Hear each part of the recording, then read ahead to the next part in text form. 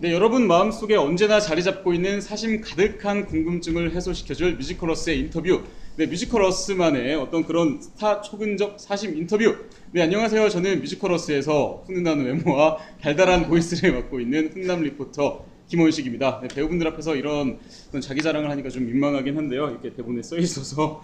네, 오늘 제가 모신 이제 뮤지컬 배우분들은요, 요새 굉장히 많은 사랑을 받고 있는 뮤지컬입니다. 매 공연 때마다 객석을 눈물바다로 만들고요, 커튼콜 때마다 기립박수를 불러일으키는 뮤지컬이죠. 광복 70주년 기념 뮤지컬 덕혜옹주 팀을 모셨습니다. 네, 오늘은 그 중에서도 주연 배우분들이죠. 덕혜와 정혜를 연기하시는 문희영 배우님과 초아 배우님, 그리고 다케유키 역의 윤영석 배우님과 김준겸 배우님을 모셨습니다. 네, 안녕하세요. 와. 안녕하세요. 반갑습니다. 안녕하세요. 이렇게 바쁘신 와중에도 오늘 지금 막 공연이 끝난 걸로 알고 있습니다. 힘드실 텐데도 이렇게 시간 내어주셔서 정말 감사드리고요. 네, 오늘 어떤 배우님들께서 공연을 하시는 건가요? 네. 윤영석 배우님과 문희영 배우님. 사실 제가 목요일 날 그 두 배우님 이제 공연을 봤어요. 그래서 거기서 저도 역시 눈물 흘리고 그러고 왔었는데 이렇게 또 실제로 뵈니까 정말 반갑고요. 자, 먼저 간단하게 김준겸 배우님부터 이렇게 자기소개 좀 부탁드리겠습니다. 인사와 함께 부탁드릴게요. 안녕하세요. 뮤지컬 배우 김준겸입니다. 어떻게 더 할까요? 네, 아무 쪽이나 다 보셔도 네, 상관없을 것 같습니다. 안녕하세요. 덕혜옹주에서 소 다케유키 역할을 맡고 있는 윤영석입니다. 반갑습니다. 와, 안녕하세요. 정혜와 덕혜를 맡고 있는 문혜영입니다. 반갑습니다. 네, 안녕하세요. 저도 이번에 덕혜 정혜를 맡게 된 초아입니다. 네, 크레오팝입니다. 네.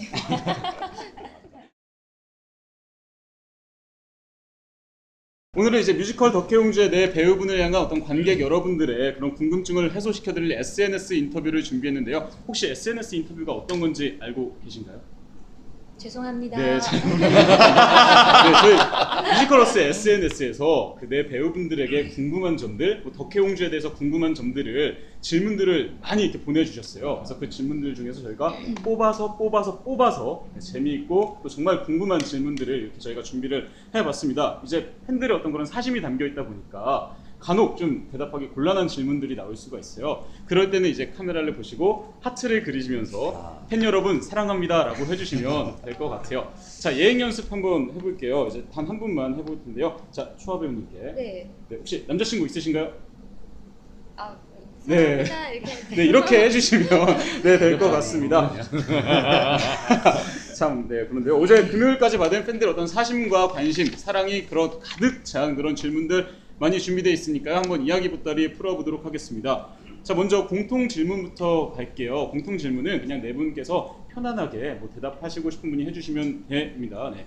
먼저 김한나님께서 보내주셨는데요. 이 덕혜옹주 공연을 하면서 제일 힘들었던 점은 무엇인지 한번 여쭤봐 주셨어요. 네, 일단 한숨부터 이렇게 쉬시는데, 네. 김준겸 배우님께서 뭔가 할 말이 많으신 것 같아요. 저요? 네. 그 힘든 점이라기보다는 네. 그런 어떤 이 과정 속에서 그러니까 뭐 어떤 그 외부적인 것보다는 이 안에서 덕혜로서 정혜로서 다케유키로서 이런 부분들에 대해서 굉장히 연습 기간 동안 얘기도 많이 하고 또 고민도 많이 하고 이런 부분들이 순간적으로 힘든 점이 있다면 이렇게 하시니까 네. 그 순간 그래 첫 연습 때 이렇게 이거 보고 막 눈을 동그랗게 떴던 그 순간부터 오늘 마지막 공연의 커튼콜 모습까지 순식간에 지나가면서 저도 모르게 그만 한숨이 나와버렸네요. 아유, 아직 갈 길이 먼데 2달이나 남았습니다, 여러분. 네. 그런데도 네. 그 어떤 그런 뜻이 어떤 배우분들 그리고 저희뿐만 아니라 또 다 같이 하는 스태프분들 배우분들의 어떤 그런 마음이 많이 네. 담겨져 있어서요. 그런 것들이 힘들다기보다는 그런 어떤 뭔가 애환이랄까? 애환. 네, 그런 게 느껴졌어요. 첫 연습 때는 어떠셨어요? 한번 분위기가 좀 살짝 궁금해서 한번 여쭤보고 싶었습니다. 처음 연습 때 저는 솔직히 걱정을 정말 많이 했거든요. 근데 저는 이제 제가 뮤지컬을 또 첫 도전하다 보니까 원래는 이제 뮤지컬을 계속 하셨던 분들이랑 제가 잘 어우러질 수 있을까 걱정을 많이 했는데 너무 걱정과는 달리 정말 열린 마음으로 받아주시고 또 저뿐만 아니고 다들 이제 처음 뵈신 분들도 많으신데 서로를 너무 배려를 많이 해주셔서 정말 걱정보다는 웃음이 많았던 연습실이었던 것 같아요. 첫 연습 때. 그 앉아 계시는 모습만 봐도 이제 시작하기 전에 되게 화기애애한 분위기가 되게 좋았던 것 같습니다. 자, 두 번째 질문 한번 넘어가 볼게요. 네, 이성재님께서 보내주셨는데요. 이번 덕혜옹주 의상이 개인적으로 정말 좋은데 배우분들은 의상에 대해서 어떻게 생각하고 계신가요? 라고 여쭤봐 주셨습니다. 네, 대표님이 말씀하셔야 돼요. 아, 의상을 가난해서 그렇잖아요. 뭐 창작하는 어느 팀인들 누가 넉넉하게 해서 하겠어요. 네. 그래서 뭐 부족한 가운데 최선을 다했고 그 캐릭터가 워낙 많이 변하다 보니까 그 캐릭터에 맞게 의상을 구비하려고 했고 네. 그래서 뭐 나름 노력했는데 좋게 봐주셨다니까 너무 감사하고요. 이제 앞으로 더 좋아져야죠. 네. 예. 덕혜가 근데 진짜 옷을 정말 많이 갈아입어요. 그렇죠. 네. 의상이 진짜 많은데 또 선배님께서 직접 연기를 하시니까 이렇게 투피스인 옷도 원피스로 이렇게 요청을 하시고 그런 노력들이 있으셨어요. 그래서 관객들이 보셨을 때 좀 더 다양한 모습이 나올 수 있지 않았나 싶어요. 역시 프로의 자세는 남다릅니다. 자, 세 번째 질문 가보도록 하겠습니다. 장윤희님께서 보내주셨는데요. 항상 뮤지컬 인터뷰를 하다 보면 꼭 빠지지 않는 질문 중에 하나죠. 넘버에 관련된 질문입니다. 덕혜옹주 넘버들이 정말 좋은데요. 많은 넘버들 중에 제일 마음이 가고 좋아하는 넘버는 각각 배우님들께서 어떤 곡인지 짧게 좀 부탁드리겠습니다. 노래를 불러달라는 건 아니고요. 그냥 어떤 곡인지 정도 간단하게 소개 좀 해주시면 좋을 것 같아요. 나는 이렇게 제목을 못 외우는 거예요. 노래를 해주세요. 노래를 해주십시오. 그럼 더 좋을 것 마지막 같아요. 제가 그러니까 다케오키가 가장 마지막에 부르는 노래가 있어요. 네. 지키지 못한 나. 그냥 제목을 이렇게 못 외웁니다. 지키지 못한 너가 처음 연습할 때도 굉장히 너무 막 가슴이 애릴 정도로 와닿았고요. 매번 공연을 할 때마다도 사실 울지 않으려고 노력을 하는 그런 넘버예요. 제가 울어버리면 안 될 것 같아서. 네. 어떤 넘버인지 모르실 수도, 제목만 들으면 모르실 수도 있는데 살짝 한 소절 정도만 좀 부탁드려도 될까요? 맨 마지막에 여기서 무너져가지고 너를 만난 그 순간부터 넌 내 모든 것 나의 전부. 여기까지. 정말 목소리가 저 울컥할 뻔했어요. 천상의 목소리입니다. 자, 그러면 이번에는 덕혜와 정혜를 이제 연기하신 두 분 중에서 한 분이 대표로 한번 넘버, 덕혜와 정혜의 넘버 하나만 좀 꼽아주실 수 있을까요? 저는 기억해줘서 고마워를 너무 좋아해요. 그게 정말 노래 다 좋은데 네. 기억해줘서 고마워가 덕혜랑 정혜를 오가면서 노래를 부르는 건데 전 그 구절 중에 이걸 알아 이상해도 내 엄마라는 걸 딱 이 부분이 너무 저를 딱 마음에 빛을 꽂는 것 같은. 이게 가사만 들어서는 잘 모르겠어가지고. 네. 이걸 알아 이상해도 우리 엄마라는 걸. 팬 여러분들께서 굉장히 지금 흐뭇해하고 계실 것 같아요. 자, 이번 네 번째 질문 가도록 하겠습니다. 정현님께서 보내주셨는데요. 무대와 객석이 굉장히 좀 가까운 편이잖아요. 공연을 하실 때 좀 당황스러웠던 일이나 좀 기억에 남는 일이 있으셨는지? 윤영석 배우님께서 있으신 것 같은데요? 같이 우리 초아 배우랑 같이 공연을 할 때였는데 제 첫 공 때. 네, 첫 공때 그 첫 공째죠. 와, 저기 제가 씬을 하고 있는데 뭐가 복받치셨나 봐요. 굉장히 그게 초반부였었는데 남자분이 갑자기 대성통곡을 하잖아요. 네. 재연을 하자면 공연 중에 조용한 장면에서 이렇게 그러니까 그 불었었죠. 어떤 씬이었냐면 이제 제가 마사회를 계속 찾아다니고 그러다가 이제 마사회를 찾고 암전이 되잖아요. 네네. 그다음에 이제 교장실로 가서 교장하고 만나게 되는데 그때부터 흐느끼는 소리가 들렸어요. 그러더니 갑자기 교장한테 막 이렇게 내 딸은 일본인이라고 막 이렇게 네네. 절규를 하는데 그때부터 막 대성통곡을 이런 식으로 대성통곡을 해갖고 와 지금 순간 집중하려고. 저도 무대 뒤에서 그 소리가 들려서 네. 등장해야 되는데 너무 놀란 거예요. 근데 나오니까 더 크게 우셔가지고 제가 너무 놀랐어요. 한동안 그렇게 계속 이어진 무릎이. 저도 목요일 날에 이제 공연을 관람할 때 몇 분께서 굉장히 흐느끼는 소리가 크게 들리더라고요. 근데 대성통곡이었어. 다시 말하자면 느낌의 정도가 아니라 거의 되게 옥노하고 만족. 쓰셨어요. 네. 그래서 네. 저희가 전해드리려는 그 정서가 잘 전달이 된 건가라는 그런 네. 마음도 들지만 굉장히 당황되더라고요. 실수는 안 하시고 잘 넘어가신 거죠? 예, 그럴 때일수록 정신을 집중하니까 실수가 없고요. 그럴 때는 오히려 네. 정신을 놔가지고 오늘 조금 네, 저도 들으면서 정말 많은 감동을 받았던 뮤지컬이었습니다. 자, 5번째 질문 가도록 할게요. 이유자님께서 보내주셨는데요. 이 내용이 좀 슬픈 내용이잖아요. 그래서 연습하실 때도 분위기가 좀 그렇지 않을까 좀 궁금해하신 분들이 계셨는데 연습할 때 분위기는 좀 어떠세요? 저희 연습은 사실 어느 때보다도 지금 배우의 합이 가장 좋아요. 예, 그리고 굉장히 다양한 캐릭터의 배우 자체로도 네네. 캐릭터들이 굉장히 다양하고 사실 내용이 그렇지 저희들 자체는 공연 전에도 굉장히 즐겁고 네. 저희들끼리 이제 으쌰으쌰 할 때도 즐겁게 기쁘게 재밌게 하자라고 네네. 말을 하고 한 번은 그런 일이 있었어요. 날씨가 너무 좋은 거예요. 네네. 햇살이 너무 좋은 거예요. 한 모 배우님께서 모 배우님. 저 햇살을 보라고 하면서 저를 네. 커튼을 이끌더니 쫙 열고요. 이런 햇살이 있는 날엔 연습할 수가 없다. 그래서 저희가 한 1시인가 2시부터 네네. 횟집에 들어가서 밤 늦게까지 아직? 즐거운 시간을 네. 보냈다는 연습은 패하고 저희가 보통 그렇습니다. 아. 그래서 연습을 굉장히 재밌고 즐겁고 유쾌하게 연습은 극처럼 이렇게 극을 보시면 되게 진지하고 네네. 무거울 수 있지만 연습은 한 번도 그렇게 한 적 없고 연출님도 너무 유머 감각이 있으시고 정말 재밌게 네. 항상 웃음이 끊이지가 않아요.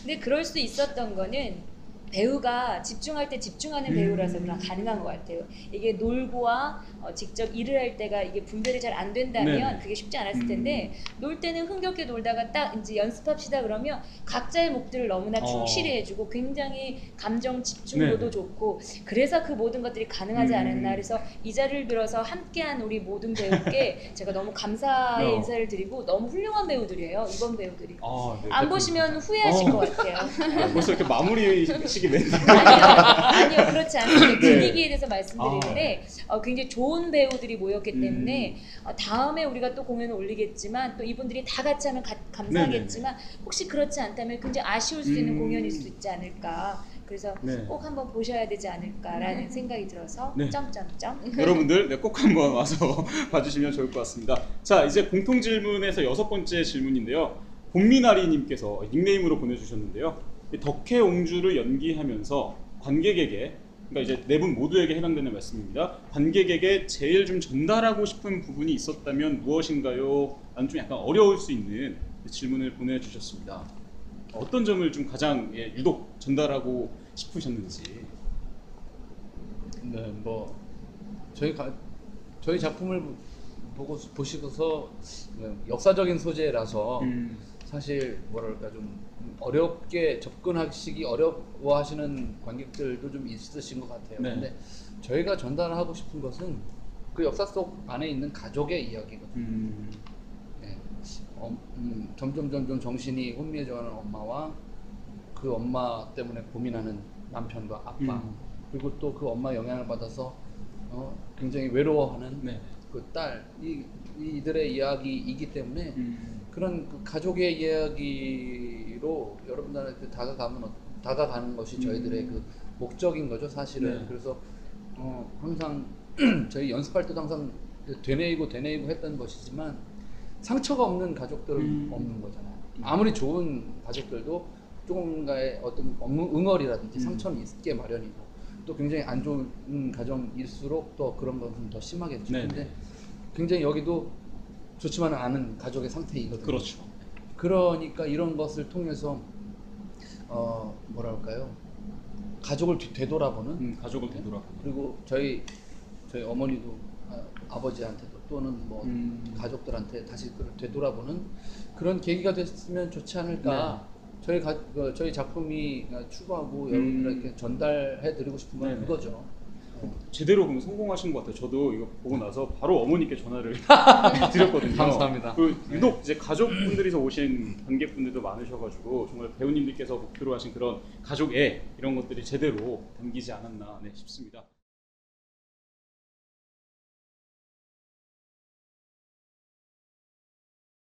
자, 공통 질문은 이 정도에서 일단 살짝 마무리를 지고요. 자, 이번에는 개별 배우님들께 좀 질문을 드려보는 시간을 갖겠습니다.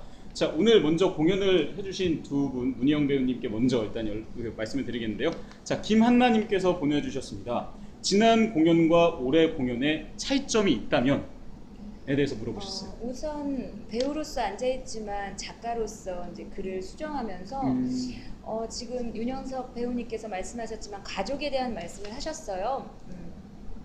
그런데 우리 모두가 문제는 다르지만 상처는 같잖아요. 네. 그리고 모두가 훈련받지 않은 상태에서 엄마가 되고 아빠가 되고 딸이 되지 않습니까? 그렇기 때문에 실수도 하는 거고 그렇기 때문에 아픈 거고 네. 그래서 모두의 각자의 입장을 보여주고 싶었어요. 엄마가 딸과 함께 할 수 없었던 건 엄마가 아팠기 때문이잖아요. 그렇죠. 아빠가 엄마와 딸을 분리시킬 수밖에 없었던 건 좀 더 딸 하나라도 제대로 키우고 싶은 마음에 또 경제적인 여건, 상황 속의 여건 때문에 네. 아빠는 그 방법을 선택한 것뿐이고 딸 또한 아빠가 미운 게 아니고 엄마가 미운 게 아니라 그 상황 속에서 뿌리를 내리지 못했던 이 딸의 아픔, 그래서 모두가 괜찮다라고 말해주고 싶었어요. 네. 그래서 서로가 서로의 입장을 한번 볼 수 있는 기회가 됐으면 좋겠다라는 생각에 그전에는 사실은 처음부터 그렇게 세진 것이 아니었는데 그전에는 덕혜와 정혜에 대한 얘기는 좀 더 많이 펼쳐졌는데 다케유키 아빠에 대한 얘기가 좀 더 펼쳐졌으면 싶은 네네. 마음이 있더라고요. 이 사람이 일본 사람이 아니라 아빠로서 그려졌길 아빠로서. 원했고 이 사람이 덕혜를 핍박했는지 때렸는지 글쎄 알 수는 없으나 네. 그 모든 속에 인간적인 내면이 있을 것이다. 정혜를 향한 아빠의 마음, 네. 또 한 가정을 이끌려고 했던 가장의 마음이 있었을 것이다. 그 사람이 나쁜 사람이든 안 나쁜 사람이든 간에 네. 그 모습을 좀 더 구체적으로 보여주고 싶었어요. 그래서 그 부분들을 좀 많이 보강을 했고요. 그러다 보니까 좀 더 드라마가 탄탄해진 것 네. 같고요. 그러다 보니까 더욱더 가족에 대한 얘기가 더 많이 완성된 것 같아서 너무 네. 기분이 좋고 이번에 영상도 많이 업그레이드 됐고요. 네. 배우도 많이 좋아졌고요. 비교할 수 없게 많이 좋아진 것 같아요. 네, 알겠습니다. 자, 두 번째 질문입니다. 이제 김민경님께서 보내주셨는데요.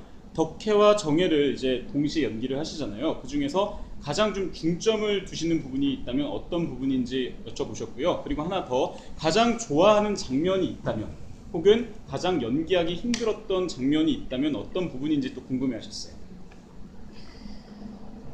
우선은 제가 이제 이 작품을 배우로서 먼저 만난 게 아니라 작가로서 만났기 때문에 정혜와 덕혜를 표현한 데서 무엇을 중점적으로 뒀느냐라고 말한다면 덕혜는 지키고 싶어서 힘을 다했던 여인이기에 그래서 미칠 수밖에 없었던 것 같고 정혜는 지키고 싶었지만 지킬 수 없는 연약한 아이라고 생각을 했어요. 그래서 덕혜는 강인한 내면을 굉장히 많이 표현하려고 했고 네. 정혜는 연약한 내면을 표현하려고 노력했어요. 그래서 보이스도 덕혜는 좀 더 중저음 쪽으로 네. 내렸고 정혜는 맑고 깨끗한 소리로 했고 또 자세히 보면 덕혜는 말의 표현에 있어서 도치법을 많이 써요. 네네.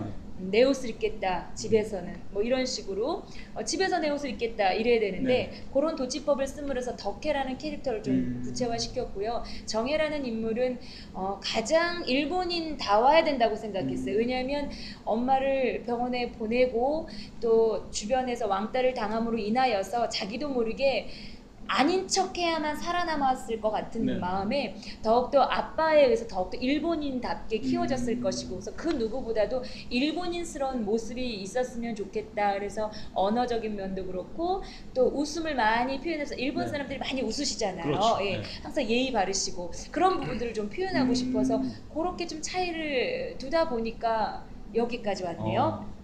그리고 다음 질문 어떤 장면이 네, 가장 인상 인상 깊었던지. 깊었냐? 네. 글쎄요, 저는 어느 한 장면이 마음에 없는 장면이 없어요. 정말 뭘 하나 꼽을 수 없는데 네. 굳이 말하자면요, 아무도 말하지 않을 것 같아서 전 이 얘기를 하겠습니다. 네. 투네임이라고 해서요, 공연 초반에 정혜를 설명해요. 아. 사람들은 나를 알지만 난 내가 누군지 모르겠어. 네. 덕혜는 나는 나를 알겠는데 사람들은 아무도 내가 누군지 몰라. 음. 다케유키도 거기서 얘기를 하죠. 난 다케유키야. 네. 근데 쫓겨다니는 다케유키야. 가족이 없는, 내 집이 없는. 그래서 이 세 사람을 얘기하는 투네임이라는 곡이 있고 그 장면이 있어요. 그래서 저는 그 장면이 이 내용을 가장 드러내고 있지 않은가. 네. 그리고 이곳에 앉아있는 많은 사람들의 얘기를 대변하고 있지 않을까라는 생각이 들어서 그 장면을 한번 말씀드리고 싶어요. 네, 한번 투네임이라는 이제 그 장면을 한번 이제 곡을 한번 집중해서 또 들어보시면 네, 좋을 것 같습니다. 자, 세 번째 질문인데요. 그 덕혜랑 정혜 1인 2역을 하시면서 좀 힘들진 않으셨는지, 그리고 이제 우리나라의 아픔을 연기하는데 뭐 연습 중이나 혹은 공연 중에 우신 적은 없으셨는지에 대해서 또 여쭤봐 주셨습니다. 우선요, 맨날 울죠. 왜냐하면 이것을 겉으로 표현하는 것이 아니라 저희 작품의 특징이 감성의 연결이거든요. 네. 저희 작품은 표현으로 드러내는 것이 아니라 감성으로 계속 끈을 가기 때문에 어느 한 사람 울지 않은 사람이 없고 울지 않고 연습한 적이 없어요. 예, 그래서 뭐 그거는 대답할 수가 없는 것 네네. 같고 질문이 또 하나가 뭐였죠? 네, 지금 또 하나 이제 덕혜와 정혜 1인 2역을 하시는데 특별히 어려운 어려웠던 점. 네. 죄송합니다. 어려운 점은 없었습니다. 정혜 왜냐면- 연기 하신 거죠? 예. 네. 아니 왜냐면요. 이거는 뭐 교만이고 오만이 아니라요. 아까도 말씀드렸지만 그 사람의 마음을 계속 품다 보니까 내가 여리고 섬세하고 겁도 많고 두려움도 많은 그런 아이라면이라고 생각하고 연기했고요. 덕혜는 공주로서, 옹주로서, 한 나라를 대표하는 여인으로서 일본에 끌려와서 당당함을 잃지 않으려고, 나를 잃지 않으려고 발버둥쳤던 한 여인의 마음을 품다 보니까 그것이 어느새 조금씩 연습 시간들을 지나다 보니까 자리가 잡혀져서 네. 오늘 무대에 정혜와 덕혜가 된 거예요. 그래서 사실 무엇을 하려고 노력한 적은 네네. 없고요. 이렇게 해야지라고 생각한 적도 없어요. 그냥 그 순간 그 감정에 철저했고 그 감정 속에 내가 뿌리를 내리려고 했던 것 뿐인데 네. 그렇게 봐주셨다면 고맙습니다. 네, 그 연습 중에 이제 눈물바다에서 갑자기 회 먹으러 가자고 딱 네, 이렇게 그럼요.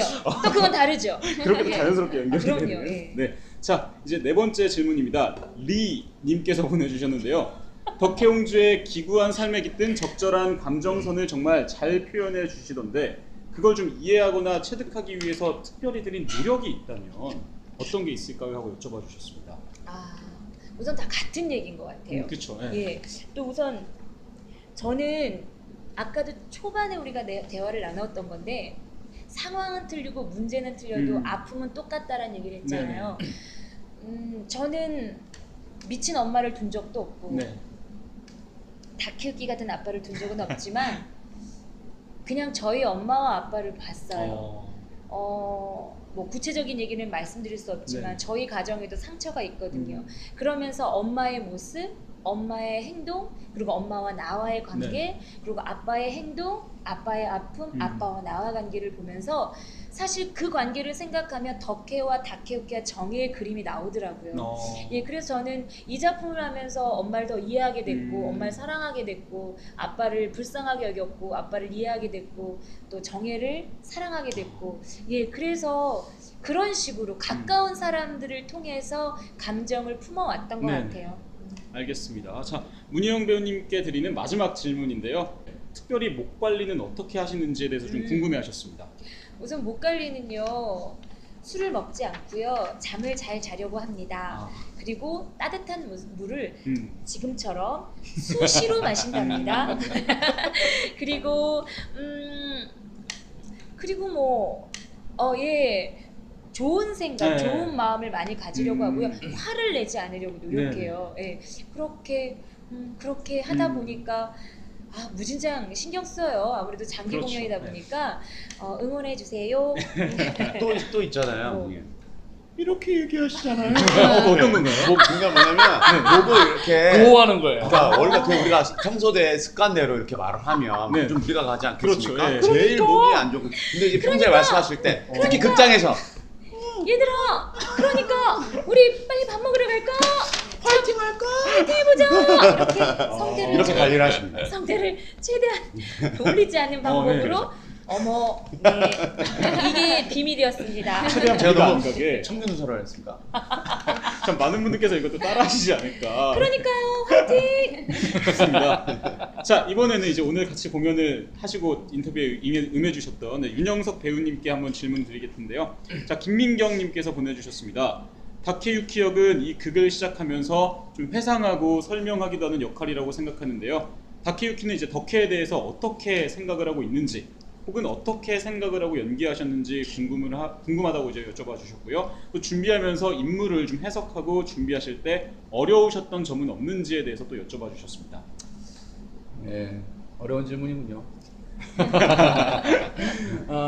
일단은 제가 그 일본 사람을 연기해 본 적이 없었어요. 그동안 뭐 많은 외국 작품들을 했지만 그래서 처음에 좀 막막하긴 했어요. 그렇지만 접근하는 게 어떻게 보면은 저도 하나의 아빠이기 때문에 그쪽에서 접근을 했던 것 같아요. 그리고 덕혜를 보는 시각은 저희 작품에 제가 노래를 부르는데도 좀 나오는데 같은 동질감을 느끼는 거예요. 동질감, 왜냐하면 외로운 거죠. 외로움. 그 나라가 망해서 어쩔 수 없이 정략 결혼을 하게 돼서 이렇게 나한테 오는 이 덕혜와 네. 또 다케유키는 어렸을 때부터 부모가 있지만 두 번이나 입양을 당하면서 네. 자기의 뿌리가 흔들리는 그런 그 자기의 그 뭐랄까 정체성이랄까요? 그런 것에 대한 불안함, 네. 외로움 그런 것이 노래에서도 당신도 나와갔겠지 조선의 공주여 당신의 모습 속에서 나의 모습이 느껴져 네. 외로움에 사무친 그대와 나의 모습 그런 것에 대해서 동질감을 가졌던 것 같아요. 그게 굉장히 와닿는 네. 가사였고 그게 굉장히 처음에 잡기에 좀 뭐랄까 하나의 그 열쇠랄까요? 열쇠. 그래서 이 사람과 더불어서 정말로 가족을 꾸려봐야겠다라는 네. 그런 원동력이 되어지는 그런 그런 장치 같았어요. 그래서 그런 쪽에서 계속 접근을 했고요. 사실 그 자료를 찾아보기도 하고 누가 주기도 하는데 다케유키가 덕혜를 굉장히 사랑했던 모양이에요. 실제로. 네, 실제로. 그래서 우리 그 사랑했던 모습이 신혼에도 보여지기도 하지만 누군가가 얘기를 해줬는데 이혼도 다케유키는 하기 싫어했었대요. 근데 이시문중에서 네. 이혼을 해라 해서 어쩔 수 없이 이혼을 했다는 얘기가 있더라고요. 그런 얘기를 누구한테 들었어요. 그래서 그 정도로 뭐랄까 가족 또 자기 부인 뭐 이런 것에 대해서 소중히 생각하는 사람이었구나. 어쩔 수 없이 그렇게 선택을 한 거였구나라는 생각이 들었고. 네. 근데 이해가 안 되는 부분들이 있죠. 아무래도 왜냐하면 그 아무리 그래도 같이 해야 되지 않나라는 생각은 저는 들어요. 사실. 같이 헤쳐나가는. 예. 네. 그런데 왜 그렇게밖에 선택을 못했을까라는 생각이 들었는데 그럴 수밖에 없겠다라는 생각이 들었던 게 어느 순간 문득 지나간 생각이었는데 네. 우스운 얘기지만 꽃누나 있잖아요. 네. 거기에서 윤여정 선생님이 그런 말씀을 하시더라고요. 어떤 말씀인가요? 어떤 말씀이냐면 뭐 어떻게 뭐 이렇게 얘기를 하다가 그런 중에 하시는 건데 자기가 60 몇 살인데 네. 그 자기도 60 몇 살을 지금 처음 살아본다는 거죠. 처음 살고 있다는 거죠. 그러니까 지금 저도 40 몇 살인데 네. 저도 40 몇 살을 처음 살아보는 거거든요. 다케유키도 마찬가지였을 거예요. 그 상황에서는 네. 처음 살고 처음 사는 상황에서 그 선택을 하게 됐으니까 서툴 수밖에 없고 어떤 결정이든지 밀어붙였는데 나중엔 후회가 있을 수도 있다는 거죠. 근데 그런 것 때문에 그래 그런 선택을 할 수도 있겠지 라는 생각이 들어서 수긍을 하고 그 장면 같은 경우에 네. 막 마사야를 몰아붙이잖아요. 그렇죠. 혹독하게 아주 잔인하게 그러고서 완전히 분리를 시켜버리는데 그럴 수도 있겠다라는 생각을 그때 했죠. 네. 그리고 다 끝났나요? 그럼 다 정리가 된 건가요? 네. 답변을 되게 잘해주셔가지고. 네, 이 질문은 이제 김준경 배우님께도 네. 공통된 질문이라서 네. 좀 잘 생각을 하고 계시면 이따 다시 여쭤보겠습니다. 예. 네. 똑같이. 그냥 이렇게 주시면 될 것 같은데. 저도요. 이해하는 분입니다. 자, 윤영석 배우님의 두 번째 질문입니다. 네, 김민경님께서 또 보내주셨는데요. 오랜만에 소극장 공연이신 걸로 알고 있는데 소감이 어떠신지 또 공연하시면서 좋은 점과 소극장 공연의 좋은 점, 장단점을 또 여쭤봐 주셨어요. 진짜 소극장에 오고 싶었어요. 아. 사실은 소극장 공연을 되게 좋아하고 사실은 데뷔가 소극장이에요. 데뷔가. 저는. 네. 왜냐면은 뮤지컬을 하기 전에 오페라를 했었는데 오페라. 를 데뷔를 소극장에서 했거든요. 국립 소극장 지금 이제 달오름 극장이지만 거기서 하고 사실 그 오페라가 굉장히 재밌는 작품이어서 연극 배우들하고 같이 이렇게 막 실험적으로 막 네. 오페라를 막 바꿔가지고 연극적으로 레스타티브도 노래로 해야 되는데 대사로 하고 뭐 이런 식으로 굉장히 재밌게 해서 소극장에 올려갖고 바로 옆에 있는 알과액에서 네네. 한 달을 공연하고 그 다음 해에 학전블루에서 또 2달 공연 소극장에서 하다가 그 다음에 팬텀이 된 거거든요. 그래서 소극장이 굉장히 저는 좋아요. 이 공기가. 얼마 만에 돌아오신 거죠? 이게 테너를 빌려줘 이후로 처음인 것 같네요. 테너를 빌려서 2007년이었나요? 굉장히 오랜만에. 네, 그래서 오랜만에 계속 대극장만 하다가 멀잖아요. 대극장은. 그렇죠. 네. 그러니까 내가 잘 하고 있는 건지 어떤 건지를 잘 어떨 때 모를 때가 많아요. 피드백이 좀 늦게 오니까 네. 뭐 오케스트라 피트가 앞에 있을 때도 있고 그러니까. 근데 굉장히 가깝잖아요. 그렇죠. 장점은 같이 호흡할 수 있다. 같이 소통할 수 있고. 네. 네. 그 뭔가 이 힘을 제가 받을 수 있다는 거죠. 관객의 힘을. 네. 단점은 단점은 피할 데가 없다는 거죠. 대극장은 머니까 네네. 뭔가 약간 이렇게 뭐랄까 집중이 흐트러지면 그래도 모르실 때가 있어요. 그래도 알아채시는 분들은 많지만 여기는 뭐랄까요 더 적나라하죠. 굉장히 적나라하죠. 네. 그래서 이게 집중을 하는데 조금씩 사람인지라 실수를 할 때가 있거든요. 굉장히 아찔해요. 너무 오랜만에 소극장을 오다 보니까 그래서 자꾸 이렇게 그게 자꾸 이렇게 실수를 하는지 모르겠는데 오늘도 혹시 실수를? 예, 실수를 했죠. 실수를 자꾸 합니다. 네, 자꾸 완벽하신 분이 왜 이러십니까? 아이고. 전혀 눈치를 못 챘어요. 그렇잖아요. 동료 배우분들께서 막아주시는 이런. 죄송합니다. 이제 실수 안 할 거예요. 자, 이번에는 또 세 번째 질문인데요. 양희장님께서 보내주셨습니다. 다케유키라는 역할에 이제 어떤 의미를 두고 그게 임하셨는지, 특히 이제 광복 70주년 기념 뮤지컬로 알고 있는데 이와 관련된 뭐 특별한 마음가짐이 있었는지에 대해서 또 여쭤봐 주셨어요. 그렇게 거창한 생각까지는 한 적이 없어요. 예. 네. 그 뭐랄까 다케유키의 마음이랄까 그 아빠로서 또는 그 남편으로서 그렇게 아까도 말씀드렸지만 네. 그쪽으로 생각하느라고 뭐 광복 70주년 그런 것도 나중에 알았고요. 사실 고종을 10년을 했거든요. 그래서 일본 사람 어떻게 할까 그런 마음은 좀 있었어요. 사실은 우스갯소리지만. 근데 일본 사람이잖아요. 그렇죠. 아빠고. 네. 그러니까 우리 애가 지금 11살짜리 남자 아이 이 녀석이 갑자기 사라진다면 그럼 어떤 느낌일까? 정말 끔찍하더라고요. 근데 그런 꿈을 꾼 적이 있어요. 사실은 네. 뭐냐면 남자한테 제일 그 끔찍한 게 군대 다시 가는 꿈이잖아요. 그쵸? 네. 근데 결혼하고 아이가 생겼는데 또 이 작품을 하면서 더 끔찍한 꿈이 뭐냐면 애가 없어지는 꿈인 거예요. 정말로. 애를 잃어버리는. 애를 잃어버리는 꿈. 그 지금도 세월호에 그 많은 분들이 그렇죠. 네. 자식 때문에 아파하고 있는데 그런 거에 10,000분의 1이라도 한번 느껴볼 수 있는 그런 기회가 됐던 것 같아요. 지금. 그러니까 이제 어떤 광복 70주년이라는 의미도 있지만 네. 가족의 그렇죠. 사랑을 더 느낄 수 있는. 예. 네. 알겠습니다. 이제 윤영석 배우님의 마지막 질문이 질문이 없군요. 네. 네, 여기까지입니다. 네. 자, 이번에 이제 초아 배우님께 한번 오래 기다리셨죠? 네, 질문하겠습니다. 자, 김한나 님께서 보내주셨는데요. 처음 덕혜옹주 공연을 이제 접하셨을 때 어떤 느낌이셨는지 여쭤봐 주셨어요. 제가 네네. 공연을 보고 또 처음 공연을 하셨을 때. 제가 공연했을 때 두 개 다 여쭤보셨어요.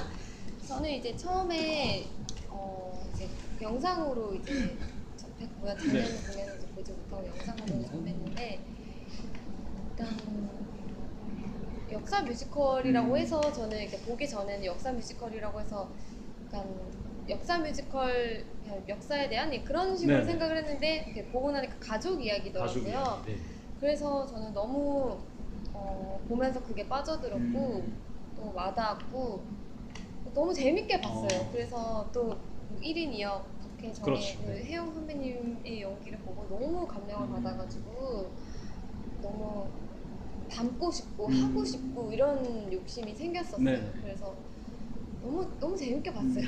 그래서 나도 꼭 해보고 싶다 이런 욕심을 가졌던 작품이었던 것 같아요. 정말 재밌게 봤어요. 첫 공연 때는 그럼 어떠셨어요? 딱 처음 공연하셨을 때. 첫 공연 때는 정말 너무 떨려가지고 긴장도 많이 하고 떨려서 정신 없이 이제 지나갔던 것 같아요. 그 대성통곡 하셨던. 네, 그때도 너무 놀랐고 그때 너무 놀란 에피소드가 됐고 근데 계속 이제 연습 때만큼만 하자라는 생각으로 했던 것 같아요. 네.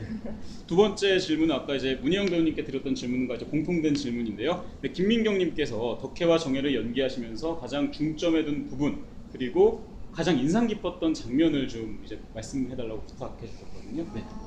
중점을 둔 건 이제 저도 1인 2역이다 보니까 이제 어떻게 다르게 할까에 저의 문제 제가 갖고 있는 숙제였는데 선배님은 워낙 이렇게 1인 2역을 이렇게 정혜와 덕혜가 다른 사람으로 연기를 하시니까 저는 무조건 그때 저한테 숙제였기 때문에 선배님을 되게 많이 따라하려고 했어요. 또 선배님이 또 배우시자 작가이시기 때문에 선배님을 따라하는 거는 작가의 의도이기 때문에 무조건 따라하려고 굉장히 많이 선배님을 많이 지켜보고 연구하고 했던 것 같아요. 그냥 혜영 선배님이 아니고 그냥 그 자체가 정혜와 덕혜였기 때문에 그렇게 선배님을 저는 연구를 많이 했고요. 그리고 덕혜가 저는 솔직히 이제 연기하기가 좀 힘든 부분이 있었어요. 어떤 점이 힘드신가요? 왜냐면 저는 이제 결혼도 하지 않았고 아기도 없고 그렇기 때문에 또 나이대도 많이 다르기 때문에 이제 늙은 덕혜나 뭐 중년대 덕혜를 연기하기가 힘들었는데 아무리 따라하려고 해도 이제 힘든 부분이 있잖아요. 근데 저는 좀 덕혜 모습에 저희 어머니가 보였어요. 네, 저희 엄마랑 좀 닮은 부분이 있거든요. 덕혜한테 좀 저희 어머니도 좀 늦둥이셔서 어머니 아버지를 좀 일찍 잃으셨고 또 그의 상처 덕혜의 상처를 알기에는 저는 너무 행복한 삶을 산 것 같더라고요. 근데 저희 어머니의 삶을 제가 어렸을 때 들은 적이 있었는데 그런 어머니의 상처가 생각이 났어요. 그리고 그 덕혜가 우는 장면이 있어요. 상여가라는. 근데 거기에서 저는 또 어머니 아버지를 잃은 적이 없잖아요. 아직까지. 그런데 엄마의 마음으로 들어가니까 좀 이입이 되더라고요. 어머니 아버지는 또 일찍 잃으셨고 또 그런 생각을 했어요. 제가 지금 막 힘들고 우울할 때 저는 엄마를 생각하거든요.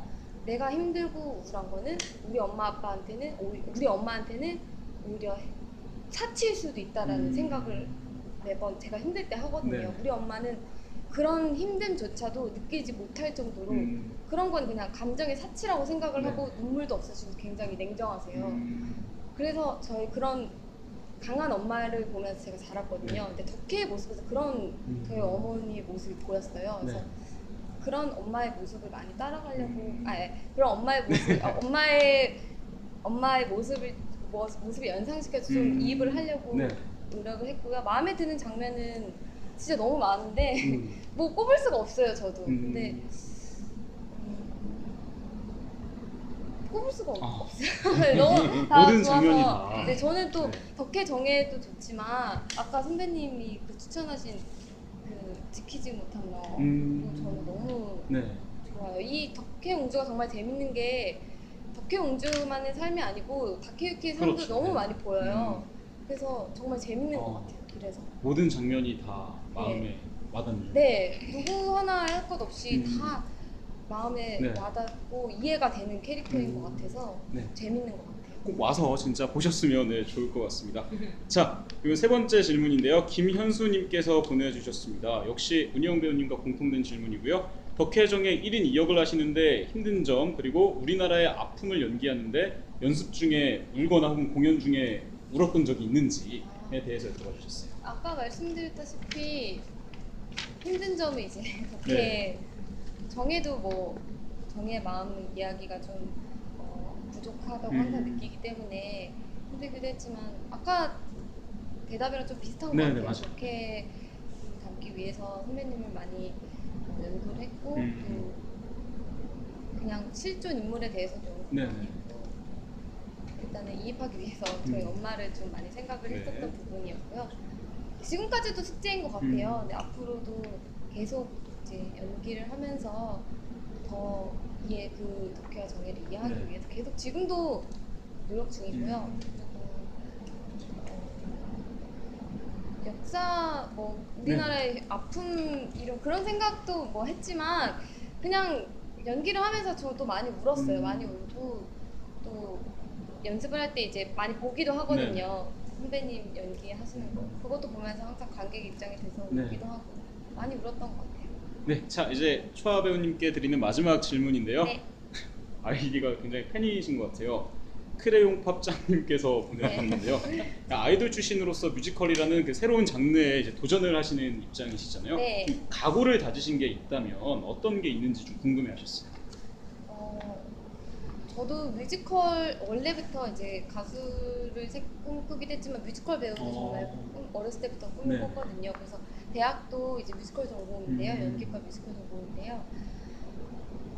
정말 뮤지컬을 너무 좋아하기 때문에 도전하고 싶었지만 기회가 없었어요. 네. 근데 이번에 이제 도전할 수 있는 기회가 생겨서 너무 행복했고 네. 또 덕혜옹주라는 극을 너무 하고 싶었어요. 그래서 어쩌면 덕혜옹주 자체가 저의 각오였어요. 네. 너무 또 이렇게 아까 그 제가 오늘 인터뷰를 하기 위해서 왔는데 네네. 이제 관객분들께서 이렇게 하시는 말씀을 들었어요. 제가 전지 모르고 네. 이렇게 말씀을 하시더라고요. 혜영 선배님의 연기를 보시고 아 이거를 초아가 한다고? 그리고 저 바로 옆에 있는데 그 말씀을 하시더라고요. 안 될 것 같은데 막 이러시는 거예요. 저는 너무 재밌더라고요. 네네. 근데 그러니까 그런 게 저의 이제 숙제인 거죠. 그런 어떤 저에 대한 아직 모르시는 그런 부분도 있기 때문에 네네. 그런 걸 제가 빨리 어떻게 해야 되지? 이렇게 보여드리고 네. 싶고 또 잘하고 싶어요. 네. 그래서 그냥 정말로 덕혜와 정혜가 되기 위해서 정말 노력해야겠다 각오를 계속 새겼던 것 같아요. 그러면 그런 분들에게 귀엽게 각오 한마디만 딱 카메라 보시고 나서 네, 한번 말씀 좀 부탁드릴게요. 아, 네. 저도 이렇게 크레용팝이라고 하면 되게 귀엽고 발랄한 이미지만 생각을 하시는데 꼭 그런 것만 아니랍니다. 네. 그렇기 때문에 네, 저의 또 다른 모습을 보실 수 있을 거예요. 그러니까 꼭 네. 보러 와주시고 보기 또 전에 이렇게 부정적인 생각은 잠시만 접어주세요. 네. 꼭 접어주시기 바랍니다. 자, 이번 이제 오래 기다리셨습니다. 네. 김준겸 배우님께 드리는 질문인데요. 네, 먼저 역시 아까 윤영석 배우님께 드렸던 질문과 공통된 질문입니다. 김민경님께서 보내주셨는데요. 다케유키 역은 이 극을 시작하면서 회상하고 설명하기도 하는 역할이라고 생각하는데요. 다케유키는 덕혜에 대해서 어떻게 생각하는지 혹은 어떻게 생각하고 연기를 하시는지 궁금합니다. 그리고 준비하면서 이제 인물을 해석하고 준비하실 때 어려우셨던 점은 없는지 여쭤봐 주셨어요. 일단은 네. 제가 결혼을 안 했습니다. 아. 애도 없어요. 그래가지고 네네. 이게 자 결혼을 한 사람이 애를 잃은 게 첫 장면입니다. 오픈. 네. 아니 결혼도 안 하고 애도 없는데 이게 첫 장면이니 네네. 저는 사실 첫 연습 아까 잠깐 얘기 나왔지만 네네. 딱 연순간 연순간. 정말 난감함이 뭐 그런 난감함이 없습니다. 근데 네네. 연습하는 중간에 그 보시면 아시겠지만 교장과 박혜우키가 그렇죠. 만나는 네네. 장면이 있습니다. 그 장면에서 저는 그러니까 아이가 없고 결혼하지 않다 보니까 교장을 막 들이밀고 막 세게 네네. 하고 싶었어요. 근데 그래서 형님한테 여쭤봤죠. 네. 형님은 어떠세요? 애가 있으면 그렇지 않다.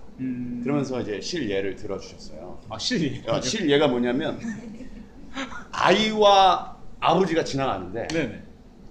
그 아버지한테 해코지하는 깡패가 있었어요. 그것까지는 아버지가 참았어. 네네. 근데 아이한테 뭐라고 한 거예요. 단 한마디.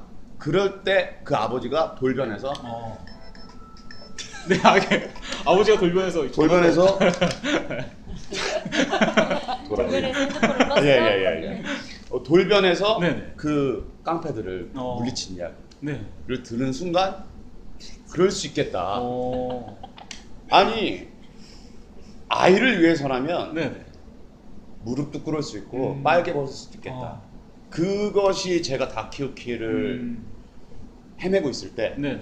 거기서부터가 사실은 저는 시작했어요. 사실. 출발점. 네. 네. 거기서부터 모든 풀리지 않는 부분들이 해결이 되면서 네네. 그러면서 이제 마찬가지로 분석 과정에서 가장 힘들었던 부분은 이런 거죠. 그러니까 일본인, 네. 그러니까 평생을 한국인으로 살았지 않습니까? 그렇죠. 네. 근데 일본이 갖고 있는 문화나 어떤 그런 생각, 네. 그다음에 역사적 사실 이런 것들은 저희와 다르다라는 거죠. 그렇죠. 그러니까 예를 들면 우리나라 입장에서 6.25 전쟁을 바라보는 미국의 입장과 중국의 입장과 우리나라의 입장과 일본의 입장이 다 다르듯이 네네. 우리를 이렇게 바꿔놓고 생각하면 알 수가 없는 거예요. 그렇죠. 그러니까 그것을 덕혜옹주, 뮤지컬 덕혜옹주의 일본인답게, 일본인스럽게 하는 과정 속에서 마찬가지로 네. 그럼에도 불구하고 아버지다. 아버지다. 그것이 가장 큰 키포인트였죠. 이 뮤지컬 덕혜옹주를 만들어 나가는 네네. 배우 김준겸이 다케오키를 연기하는 모습 네. 중에 가장 그것이 키포인트입니다. 네. 참 되게 많이 생각을 해주시고 말씀을 해주신 것 같아요. 아까 생각하라 그래가지고 6.25 그 네. 딱 그 그거는 기운은- 사실은 네. 연습 중간에 알겠어요. 그 어. 집교로라는 영화가 있는데 네. 거기에 이런 장면이 나요. 중국에서 바라본 6.25 전쟁. 음. 그래서 그 사람들이 중국 그 군인들이 그 당시에 네. 미국 군인에게 안 걸리려고 지금 화지금 씁니다. 이렇게 해가지고 그냥 넘어간 거예요. 국군 옷을 입고 그럴 정도로. 그러니까 이거 우리는 모르는 사실이었단 그렇죠. 말이죠. 네. 근데 그것이 또 저에게는 또 그럴 수 있겠다. 반대로 생각. 우리는 항상 우리 입장에서 일본을 네. 바라봤는데 일본이 바라보는 한국은 어. 그것이 곧 이 뮤지컬에서는 덕혜가 될 수 있다라는 그런 부분들이 네. 다케유키의 그리고 일본인으로서 그리고 그것이 가족으로서 아빠로서 남편으로서 하는 것으로 좀 이렇게 치환을 시키려고 네. 노력을 좀 했었습니다. 알겠습니다. 자, 두 번째 질문인데요. 역시 공통된 질문이고요. 양 희장님께서 보내주셨습니다. 다케유키라는 역할에 어떤 의미를 두고 그게 임하셨는지, 특히 광복 70주년 네. 기념 뮤지컬인데 이와 관련된 혹시 특별한 마음가짐이 있으셨는지에 대해서 여쭤봐 주셨습니다. 광복 70주년이라는 네. 것을 많은 분들이 아셨지만 네. 또 많은 분들이 모르셨을 거예요. 제가 뮤지컬 덕혜옹주 들어오면서도 몰랐거든요. 네. 와서 알았어요. 그만큼 어떤 광복에 대한 우리나라가 외세 일본으로부터 네. 광복한 이런 사실에 대한 어떤 뭐랄까 크기 네. 이런 것들이 요즘 세대에 들어서 조금 많이 부족하지 않았나. 저 또한 마찬가지고. 네. 근데 그것이 똑같다. 덕혜옹주와 똑같다라는 네. 생각이 듭니다. 덕혜옹주 우리나라의 마지막 공주, 옹주. 네. 자, 안지 얼마 안 됐어요. 그렇죠. 우리 모두가 그런 것처럼 네. 어떤 우리가 알아가야 되고 우리가 반드시 그것을 기억하고 있어야 되는 것들 네. 그런 것들을 잊혀져가는 것에 우리는 너무나도 익숙해져 있다. 하지만 광복 70주년 뮤지컬 덕혜옹주의 의미는 네. 잊지 말아야 할 것을 기억하자라는 생각으로 이제 임하기 시작했습니다. 그래서 그런 생각을 좀 갖고 있었고요. 와우. 마찬가지로 뭐 엊그저께 저 오늘 17일 자 하여튼 네네. 세월호 1주년이 되지 않습니까? 16일이 16일이었으니까 네, 오늘 14일. 엊그저께 똑같습니다. 얼마나 잊기를 쉬워하고 네. 잊기를 편해하는지 몰라요. 음. 덕혜옹주 잊기 편해했으니까 계속 잊어왔었던 거예요. 모두가 네.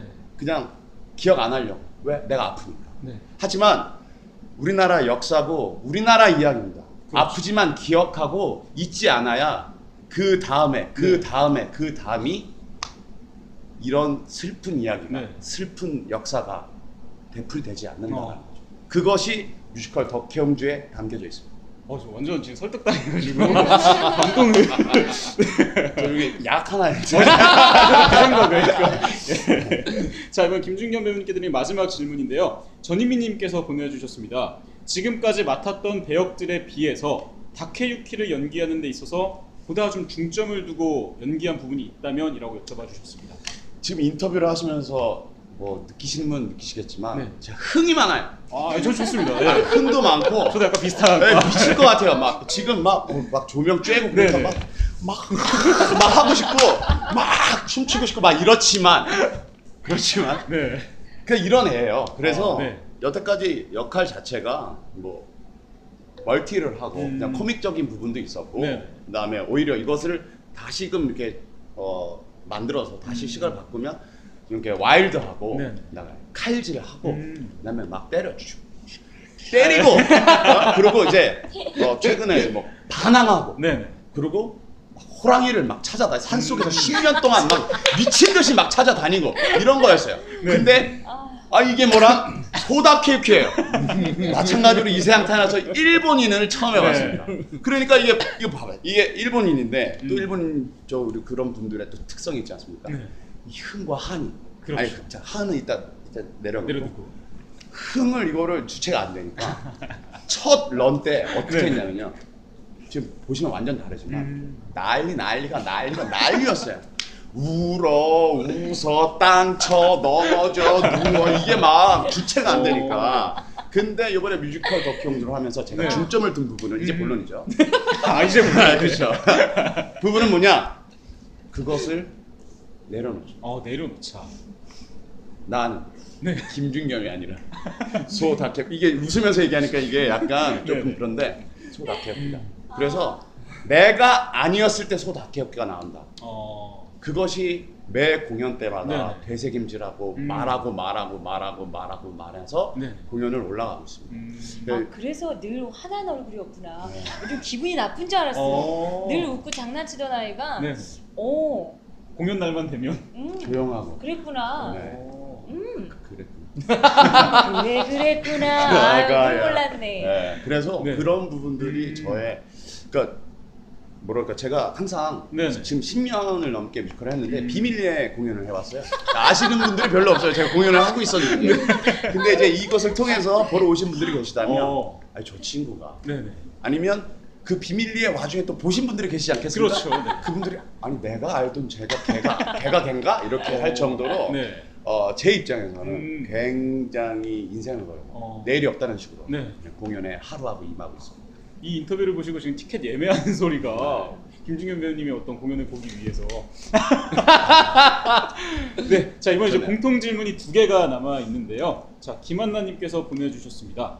이제 덕혜옹주에게 그냥 해주고 싶은 말이 있다면이라고 좀 약간 심오한 질문이 될 수도 있는데 보내주셨어요. 그러니까 저희보다 뭐 20-30년 이상, 몇십 년 이상 먼저 사셨던 덕혜옹주에게 해주고 싶은 말이 있다면 어떤 말씀을 해주고 싶으신지 각자 짧게 한마디씩만 좀 부탁을 드릴게요. 열정적인 너가부터 해. 그러니까 자 여기 덕혜옹주님 여기 계시다고 생각을 하시고 저를 죄송합니다. 잊지 않겠습니다. 네. 되게 부담이 되실 것 같아요. 그러네요. 그럼에도 불구하고 살아주셨고 우리 역사에 남아주셔서 감사합니다. 네. 자 그럼 직접 연기를 해주신 두 분께서 한마디씩 좀 부탁드릴게요. 사실 그거 제가 하려고 그랬는데 그러면은 끊고 네가 하고 난 딴 거 할게. 아니, 너도 해도 되지 뭐. 그래 그렇게 하자.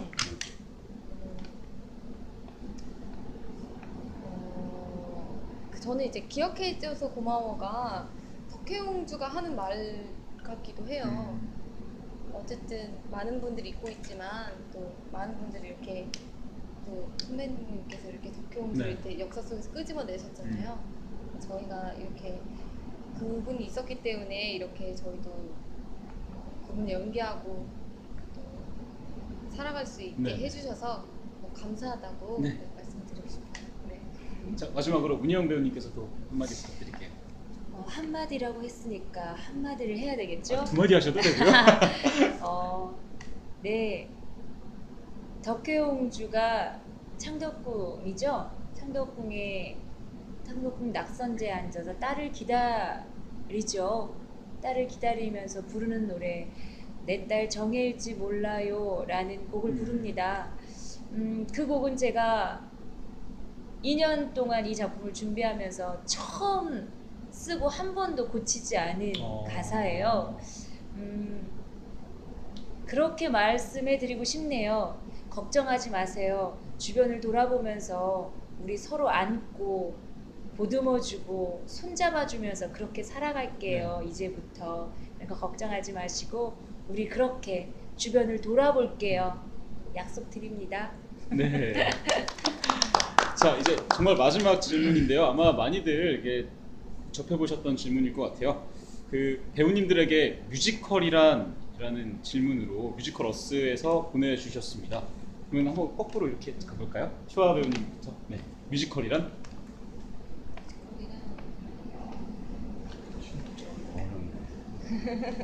정말 어려운 네.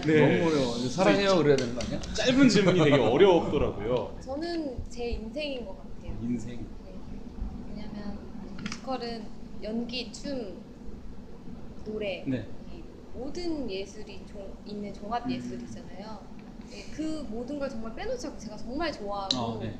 어렸을 때부터 누가 시키지도 않았는데 음. 이렇게 지금까지 해오고 있는 것들이기 때문에 앞으로도 하고 싶고 제 몸이 허락되는 한 계속 네. 하고 싶고 태어났을 때부터 하고 싶었던 거기 때문에 제 인생인 것 같아요. 인생. 네. 네. 문희영 배우님에게 뮤지컬이란? 아, 나에게 뮤지컬이란? 네네.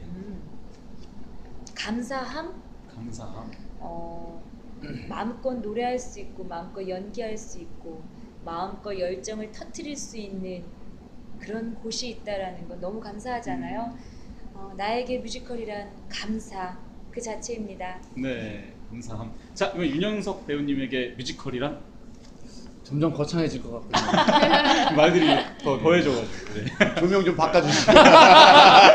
거창한 건 아닌데 글쎄요. 언젠가 선배님한테 그런 배우론을 한번 들은 적이 있어요.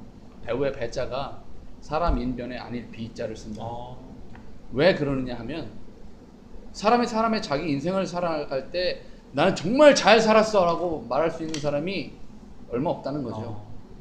근데 배우는 그 사람 인생을 정말 잘 살아야 돼요. 네. 그리고 무대 배우는 그거를 매일 처음처럼 살아야 된다는 거죠. 그러니까 보통 사람이 아니다. 그래서 사람인에 아닐 비자를 쓴다. 그런 얘기를 거의 10수년 전에 어떤 선배님한테 들은 적이 있어요. 그런 삶을 살게 해준 그런 무대가 뮤지컬인 거죠. 네. 제가 아마 오페라만 했다면 그런 거를 못 느꼈었을 거예요. 그래서 정말로 그런 삶을 살게 해준 이런 무대가 너무 축복입니다. 네. 네. 자, 굉장히 답변이 기대가 되는데요. 마지막으로 김준겸 배우님에게 뮤지컬이란? 딱 그 질문을 듣는 순간 네. 형님과 마주보면 어렵다. 어렵다. 하지만 말씀을 드리자면 네. 오늘입니다. 오늘. 제가 생각하는 뮤지컬은 오늘입니다. 그냥 내 삶, 내 삶. 그리고 내 무대, 내가 지금 숨쉬고 얘기하고 그것이 하루하루 오늘 내일이 있을지 없을지 모르잖아요. 우리 모두가 좀 이따 나가다가 그렇잖아요. 그렇죠. 그러니까 모르니까 이 오늘이 오늘이고 오늘이 오늘인 거. 그것이 저에게는 네. 뮤지컬. 굉장히 또 설득이 돼가지고 오늘이 오늘이고. 네. 알겠습니다.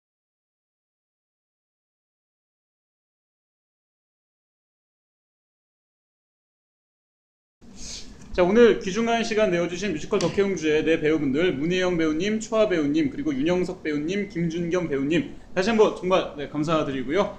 자, 그리고 마지막으로 덕혜옹주 파이팅으로 좀 마무리를 짓고자 하는데요. 3번입니다. 덕혜옹주, 덕혜옹주, 덕혜옹주 파이팅! 네, 이렇게 박자 딱딱 맞춰주셔서 해주셔야 됩니다. 제가 하나 둘 셋 하면 네, 같이 하도록 하겠습니다. 하나 둘 셋.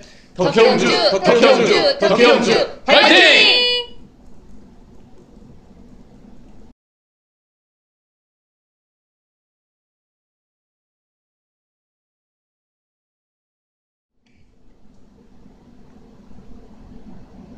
뮤지컬어스 팬 여러분, 뮤지컬 덕혜옹주를 대학로 SH 아톨에서 6월 28일까지 공연합니다. 많이 보러